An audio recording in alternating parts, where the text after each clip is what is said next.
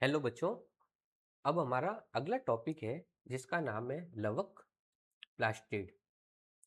ठीक है, इंग्लिश में बोलते हैं प्लास्टिड। बच्चों, प्लास्टिड वर्ड है जो प्लास्टोन से आया है। प्लास्टोन का मीनिंग होता है अलग अलग शेप होना, अलग अलग आकार होना। ठीक है, क्या लिखा हुआ है? लवक सभी पादप कोशिकाओं एवं कुछ प्रोटोजोआ जैसे यूग्लिना में मिलते हैं। तो प्लास्टिड कहाँ कहाँ मिलेंगे? पादपों में और यूग्लिना में मिलेंगे। ये आकार में बड़े होने के कारण सूक्ष्मदर्शी माइक्रोस्कोप से आसानी से दिखाई पड़ते हैं। माइटोकॉन्ड्रिया से बड़ा है। माइटोकॉन्ड्रिया हमारा छोटा था, ठीक है, 1 से 4 माइक्रोमीटर जो उसकी थी लेंथ थी, लेकिन ये बड़ा है। इसमें विशिष्ट प्रकार के वर्णक मिलने के कारण पौधे विभिन्न विभिन्न रंग के दिखाई पड़ते हैं। वर्णकों के आधार पर, वर्णक मिलने के आधार पर पौधे जो होते हैं अलग अलग टाइप के दिखाई पड़ते हैं। विभिन्न प्रकार के वर्णकों के आधार पर लवक कई तरीके के होते हैं। On the basis of pigment, वर्णकों के आधार पर लवक कई तरह के होते हैं, जैसे हरित लवक, क्लोरोप्लास्ट, वर्णी लवक, क्रोमोप्लास्ट व अवर्णी लवक, ल्यूकोप्लास्ट। ठीक है, किसके बेसिस पे? वर्णकों के बेसिस पे कि किसमें कौन सा वर्णक मिलेगा। हरित लवक में पर्णहरित वर्णक क्लोरोफिल मिलता है, ठीक है, जो कि अलग अलग टाइप का होता है। क्लोरोफिल व कैरोटीनॉइड वर्णक मिलते हैं। हरित लवक में पर्णहरित वर्णक, क्लोरोफिल पिगमेंट और कैरोटीनॉइड्स वर्णक मिलते हैं, जो प्रकाश संश्लेषण के लिए आवश्यक प्रकाशीय ऊर्जा को संचित रखने का कार्य करते हैं। ठीक, ये बेसिकली हम लोग फोटोसिंथेसिस में पढ़ेंगे कि कैसे ये ऊर्जा को संचित रखने का काम करते हैं और कैसे ऊर्जा को आगे ट्रांसफर करने का भी काम करते हैं। आई बात समझ में? जो प्रकाश संश्लेषण के लिए आवश्यक प्रकाशीय ऊर्जा को संचित रखने का कार्य करते हैं। ठीक है, क्लोरोफिल जो क्लोरोप्लास्ट होता है ना बच्चों, ठीक है, क्लोरोप्लास्ट में जो होता है थैलेकॉइड होते हैं। थैलेकॉइड की मेम्ब्रेन में पिगमेंट्स होते हैं। ठीक है, वर्णी लवकों, वर्णी लवक, ठीक है, वर्ण, वर्ण का मीनिंग होता है रंग। इंग्लिश में बोलते हैं क्रोम। ठीक है, क्रोम का मतलब होता है कलर। वर्णी लवकों में वसा विलेय, ये बात हमको याद रखनी है, वसा विलेय। ठीक है, वसा विलेय कैरोटीनॉइड वर्णक जैसे कैरोटीन, जेंथोफिल और अन्य दूसरे मिलते हैं। ठीक है, और भी अलग अलग टाइप के मिलते हैं। वर्णी लवकों में वसा विलेय, ठीक है, लिपिड में सॉल्यूबल कैरोटीनॉइड वर्णक जैसे कैरोटीन, कैरोटीन और जेंथोफिल व अन्य दूसरे मिलते हैं। इनके कारण पादपों में पीले, नारंगी व लाल रंग दिखाई पड़ते हैं। ठीक है, इसी के कारण जो है अलग अलग कलर मिलते हैं। जैसे मैं ये अपने क्या नाम क्रोमोप्लास्ट की बात करूँ तो क्रोमोप्लास्ट में अलग अलग पिगमेंट मिलेंगे, अल्फा मिलेंगे, बीटा मिलेगा, गामा मिलेगा। ठीक है, जो बीटा होता है वो ये ऑरेंज कलर के लिए रेस्पॉन्सिबल होता है, जो कि विटामिन ए का प्रिकॉर्सर होता है। हालांकि अपन इतना डीप में नहीं जाएंगे। तो इनके कारण जैसे पेटल्स का कलर अलग होना, पंखुड़ी का कलर अलग होना, वो भी किनके कारण होता है? क्रोमोप्लास्ट के कारण होता है। आई बात समझ में? तो पौधों का जो अलग अलग कलर होगा किसके कारण होगा? वर्णी लवकों के कारण होगा। अवर्णी लवक विभिन्न आकृति व आकार के रंगहीन लवक है, ठीक है, जिनमें खाद्य पदार्थ संचित रहते हैं। जैसा नाम है, अवर्णी लवक रंगहीन होंगे और इनका आकार जो होगा अलग अलग होगा। जैसे मंड लवक, ठीक है, जो कि मंड जो कार्बोहाइड्रेट है उसका संचय करेगा। जैसे मंड लवक में मंड के रूप में कार्बोहाइड्रेट का संचित होता है, कार्बोहाइड्रेट संचित होता है, जैसे आलू।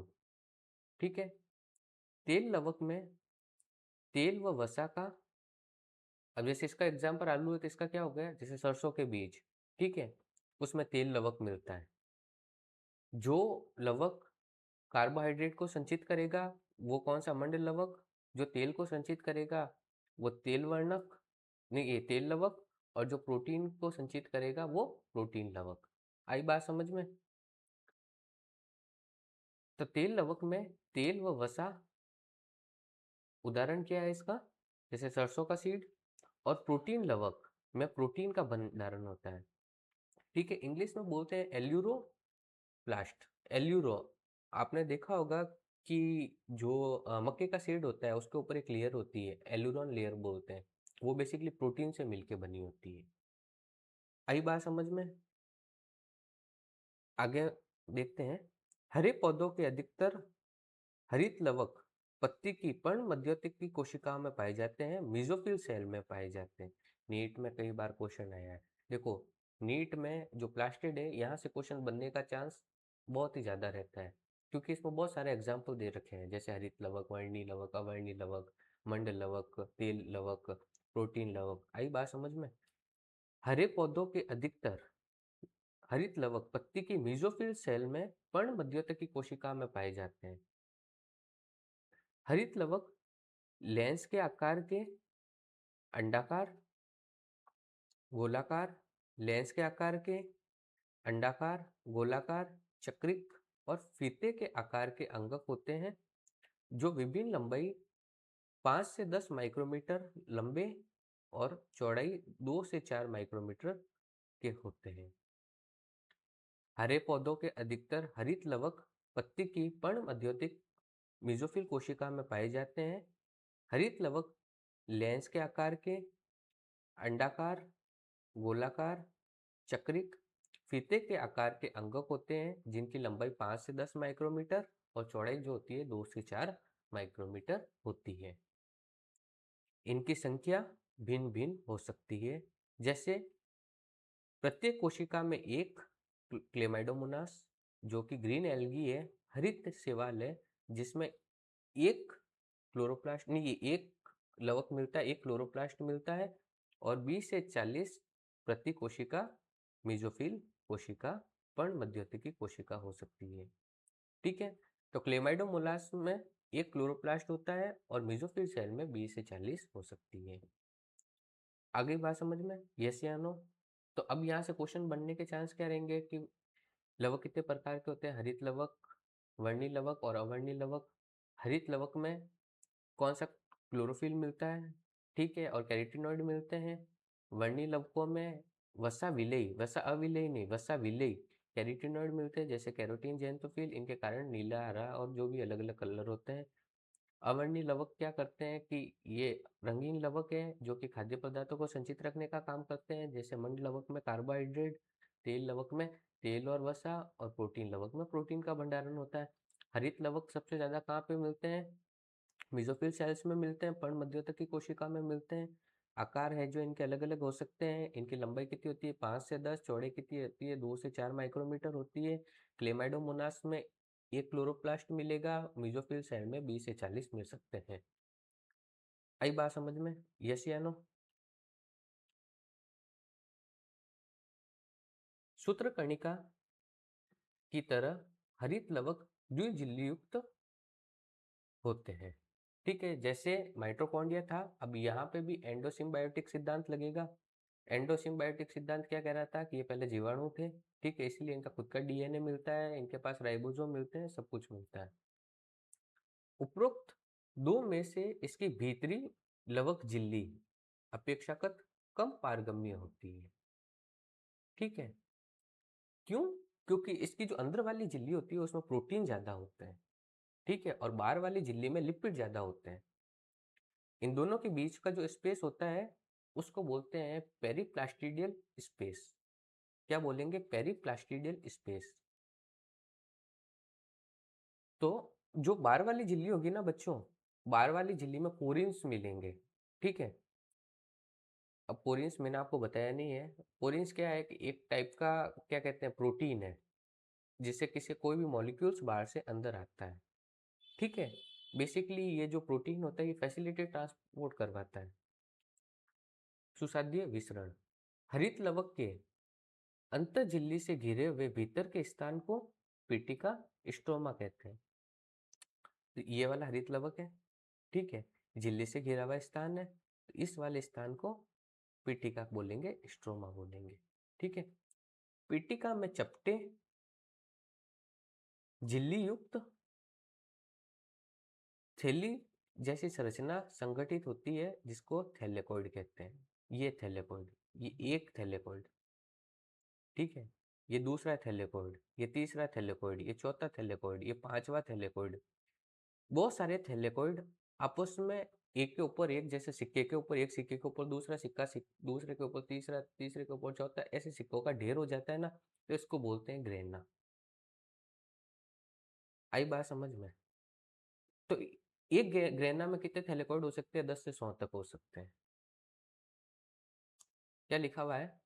पीटिका में चपटे झिल्ली युक्त थैली जैसी संरचना संगठित होती है जिसे थैलेकोइड कहते हैं।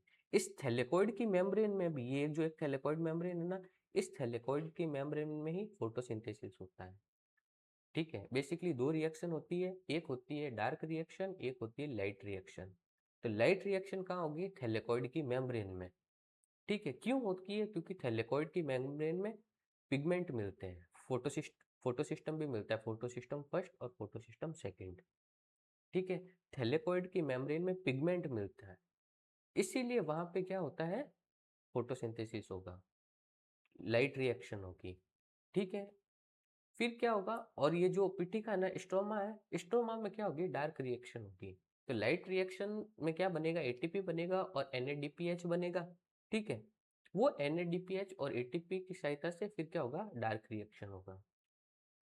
ठीक है, तो कई बार नीट के अंदर सवाल आया है, क्वेश्चन आया है कि जो डार्क रिएक्शन है, ये डार्क रिएक्शन डिपेंड करती है लाइट रिएक्शन के प्रोडक्ट पर। आई बात समझ में? लाइट, जो डार्क रिएक्शन है ये डिपेंड करती है लाइट रिएक्शन के प्रोडक्ट पर, और लाइट रिएक्शन का प्रोडक्ट क्या है? एटीपी और NADPH। ठीक है, क्या लिखा हुआ है? पीटिका में चपटे झिल्ली युक्त थैली जैसी संरचना संगठित होती है जिसे थैलेकोइड कहते हैं। ये रहा, ठीक है, ये थैलेकोइड। थैलेकोइड सिक्कों के चट्टों की भांति ढेर के रूप में मिलते हैं जिसे ग्रेना बोलते हैं, और एक वचन ग्रेनम। तो ये ग्रेनम हो गया सिंगल, ये ग्रेनम हो गया, ये ग्रेनम, ये ग्रेनम, ये ग्रेनम, ये ग्रेनम, और ये सब मिलके ग्रेना। आगे बात समझ में? या फिर अंतरग्रेना थैलेकोइड भी कहते हैं, इन सबको अंतरग्रेना थैलेकोइड भी कह सकते हैं। आगे बात समझ में? तो ये सब शब्द आ जाए तो कंफ्यूज मत होना। इसके अलावा कई चपटी झिल्ली नुमा नलिकाएं जो ग्रेना के विभिन्न थैलेकॉइड को जोड़ती है उसे पिटिका पटलिका कहते हैं, स्ट्रोमा लेमिली कहते हैं। तो ये रही पिटिका पटलिका, ये क्या कर रही है? ग्रेना को जोड़ रही है। पिटिका पटलिका, पिटिका पटलिका, पिटिका पटलिका, पिटिका पटलिका, ये भी झिल्ली युक्त संरचना है। ठीक है, इसके अलावा कई चपटी झिल्ली नुमा नलिका जो ग्रेना के विभिन्न थैलेकॉइड को जोड़ती है उसे पिटिका पटलिका कहते हैं, स्ट्रोमा लेमिली। थैलेकॉइड की झिल्ली एक रिक्त स्थान को घेरे रहती है, इसे अवकाशिका कहते हैं, ल्यूमेन कहते हैं, ये वाली। इसके अंदर का जो स्थान होगा उसको अवकाशिका ल्यूमेन बोलेंगे। आगे बात समझ में? ल्यूमेन किसको बोलेंगे? थैलेकॉइड के, एक थैलेकॉइड का अंदर वाला जो स्थान है उसको हम क्या बोलेंगे? अवकाशिका बोलेंगे। यस या नो? आई बात समझ में? हरित लवक की पीठिका में बहुत सारे एंजाइम मिलते हैं जो कार्बोहाइड्रेट व प्रोटीन के संश्लेषण के लिए आवश्यक है। ठीक है, हरित लवक की पीठिका में यहाँ पे बहुत सारे एंजाइम मिलेंगे जो कार्बोहाइड्रेट और प्रोटीन संश्लेषण के लिए आवश्यक है। इनमें छोटा ड्यूलरी डबल स्टैंडर्ड, कैसा? ऐसा। माइटोकॉन्ड्रिया में भी ऐसा ही मिलता है, लेकिन क्या है कि अब NCERT में लिखा हुआ है सिंगल स्टैंड। ये देखो,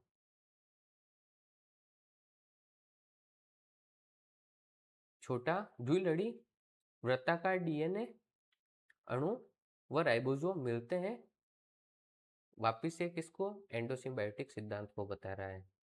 जैसे माइटोकॉन्ड्रिया बाइनरी फिजन करता है, विखंडन करता है, वहां पे तो विखंडन लिखा हुआ था, विखंडन करता है, वैसे के वैसे ये भी विखंडन करेगा। यस या नो?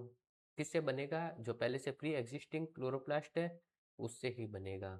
यस या नो? हरित लवक थैलेकॉइड में उपस्थित होते हैं। ठीक है, क्लोरोप्लास्ट जो होते हैं थैलेकॉइड में उपस्थित होते हैं। क्लोरोफिल होगा यहाँ पे, ठीक है, यहाँ पे क्लोरोफिल होगा, क्लोरोप्लास्ट नहीं होगा, क्लोरोफिल होगा। ठीक है, पर्णहरित होगा। हरित लवक में पाए जाने वाला राइबोसोम 70S कोशिका द्रव्य राइबोसोम से 80S से छोटा होता है। तो सही बात है। तो मैंने आपको कहाँ कहाँ बोला था, अगर यूकैरियोटिक प्रोकैरियोटिक दोनों की मिला के बात करूँ तो कहाँ पे मिलेगा, बैक्टीरिया में मिलेगा जो कि प्रोकैरियोटिक है, और यूकैरियोटिक में कहाँ पे मिलेगा, क्लोरोप्लास्ट में और माइटोकॉन्ड्रिया में। यस या नो, आई बात समझ में? देखो, ये भी एक डायग्राम है जो मैंने बाहर से लगाया है। ये इसका खुद का डीएनए, ये इसका खुद का डीएनए। ठीक है, ये वाला जो स्ट्रोमा, ये ग्रेनम, ये एक्सटर्नल मेम्ब्रेन बाहर वाली, ये इंटर मेम्ब्रेन स्पेस जिसको पेरिप्लास्टिडियल स्पेस बोलते हैं, ये इंटरनल मेम्ब्रेन। ठीक है, ये प्लास्टो ग्लोब्यूल गोल गोल जो है, और ये छोटे छोटे जो राइबोसोम, ये वाली ल्यूमेन एक जो थैलेकॉइड है उसके अंदर की जगह है, ये स्ट्रोमा लेमिली जो आपस में कनेक्ट कर रहा है, ये थैलेकॉइड की मेम्ब्रेन, और ये वाला गोल थैलेकॉइड। ठीक है, अब जो प्लास्टिड होता है ना बच्चों, ये प्लास्टिड पता चेंज भी हो जाता है। जैसे टमाटर जब तक बच्चों हरा रहता है ना, तो उसमें क्लोरोप्लास्ट होता है। जब वो टमाटर जो पक जाता है और लाल हो जाता है, तो वो क्लोरोप्लास्ट जो है क्रोमोप्लास्ट में चेंज हो जाता है। आई बात समझ में? तो इंटर कन्वर्जन भी होता है इनमें। और मैंने एक और बात बोली थी, वर्णी लवक जो होते हैं ना, ये अलग अलग जो पौधों का, जैसे क्रॉटन, ठीक है, पीले कलर का प्लांट है, तो ये सब वर्णी लवकों के कारण होता है। पेटल्स के अलग अलग कलर, प्लांट्स के अलग अलग कलर, ये सब किसके कारण होता है, क्रोमोप्लास्ट के कारण होता है। तो ये हमारा हो गया जो है क्लोरोप्लास्ट वाला या प्लास्टिड वाला पूरा का पूरा। अब बात करेंगे अपन राइबोसोम की। राइबोसोम, राइबोसोम को प्रोटीन फैक्ट्री भी बोलते हैं। ठीक है, क्योंकि ये प्रोटीन बनाता है। राइबोसोम को कौन बनाएगा? तो जब हम एक केंद्र की बात करेंगे, जब हम न्यूक्लियस की बात करेंगे, न्यूक्लियस के अंदर एक केंद्रिका होती है। ठीक है, न्यूक्लियोलस केंद्रिका होती है। वो केंद्रिका क्या करती है, राइबोसोम बनाती है। इसलिए केंद्रिका को क्या बोलते हैं, राइबोसोम फैक्ट्री भी बोलते हैं। क्या लिखा हुआ है, जॉर्ज पैलेड 1953 ने इलेक्ट्रॉन सूक्ष्मदर्शी द्वारा सघन कणिकामय संरचना राइबोसोम को सबसे पहले देखा। नीट में कई बार आया है, राइबोसोम को किसने देखा था, जॉर्ज पैलेड ने देखा था 1953। एनसीईआरटी में है तो सन भी आता है। इलेक्ट्रॉन माइक्रोस्कोप द्वारा देखा, सघन कणिकामय संरचना राइबोसोम को सबसे पहले देखा। ये राइबोन्यूक्लिक अम्ल आरएनए व प्रोटीन के बने और किसी भी झिल्ली से घिरे हुए नहीं रहते। आरएनए व प्रोटीन के बने होते हैं। ठीक है, इनको कौन बनाता है, राइबोसोम को केंद्रिका बनाती है। ठीक है, और ये क्या करते हैं, आगे जाके प्रोटीन बनाने का काम करते हैं। ठीक है, प्रोटीन संश्लेषण का। यूकैरियोटिक राइबोसोम 80S वो प्रोकैरियोटिक राइबोसोम 70S होता है। ठीक है, यूकैरियोटिक राइबोसोम 80S, अभी 80S आगे जो टूटेगा, बड़ी उपिकाई 40S और छोटी उपिकाई नहीं, बड़ी तो 60S और 40S जो है छोटी। 70S जो होगा, बड़ी क्या होगी 50S और छोटी क्या होगी 30S। ठीक है, प्रत्येक राइबोसोम में बड़ी उपिकाई व छोटी उपिकाई होती है। ये बड़ी लार्ज, ये स्मॉल, बड़ी स्मॉल। यहाँ पे एस श्वेडबर्ग इकाई। ठीक है, श्वेडबर्ग यूनिट। श्वेडबर्ग श्वेडबर्ग एक साइंटिस्ट था। ठीक है, उस साइंटिस्ट के नाम पे एस है। ठीक है, श्वेडबर्ग अवसादन गुणांक सेडिमेंशन कोएफिशिएंट। अवसादन गुणांक किसको बोलते हैं, सेडिमेंशन कोएफिशिएंट किसको बोलते हैं? देखो बच्चों, एक होता है सेंट्रीफ्यूजन मशीन होती है, ठीक है, छोटी भी आती है बड़ी भी आती है, लेबोरेटरी में होती है। सेडिमेंशन मशीन क्या करती है, नहीं सेंट्रीफ्यूज मशीन क्या करती है कि हम कुछ भी उसमें डाल देते हैं ना, जैसे ब्लड को डाल दे, ठीक है, तो ब्लड को नीचे बैठाने का काम करेगी, तो सीरम ऊपर आ जाएगा, फॉर्म्ड एलिमेंट जो होंगे वो नीचे चले जाएंगे। तो सेंट्रीफ्यूजन मशीन क्या करती है कि किसी को भी सेडिमेंट करने का काम करती है। सेडिमेंट का मतलब होता है उसको नीचे बैठाने का काम करती है। आई बात समझ में? अब वो क्या करेगा कि सेंट्रीफ्यूज मशीन है, वो 1 मिनट में जैसे 1000 बार घूमी, तो उसमें क्या होंगे कि सब के सब राइबोसोम जो होंगे वो नीचे बैठ जाएंगे। एस का मतलब क्या होता है? श्वेडबर्ग यूनिट, ठीक है। तो एक एस में 10⁻⁻13 होते हैं, ठीक है। और ये जो होता है ये बताता है उसके आकार को और घनत्व को, ठीक है। तो जिसका एस जितना ज्यादा बड़ा होगा वो उतना ही ज्यादा नीचे बैठेगा। आई बात समझ में? तो सेडिमेशन कोएफिशिएंट का मतलब क्या है, अवसादन गुणांक का मतलब क्या है कि जो जितना नीचे क्या कहते हैं सेडिमेंट होगा, अवसादन होगा उसका, वो उतना ही बड़ा होगा। आई बात समझ में? तो जिसका एस जितना ज्यादा होगा उसका आकार और घनत्व उतना ही बड़ा होगा।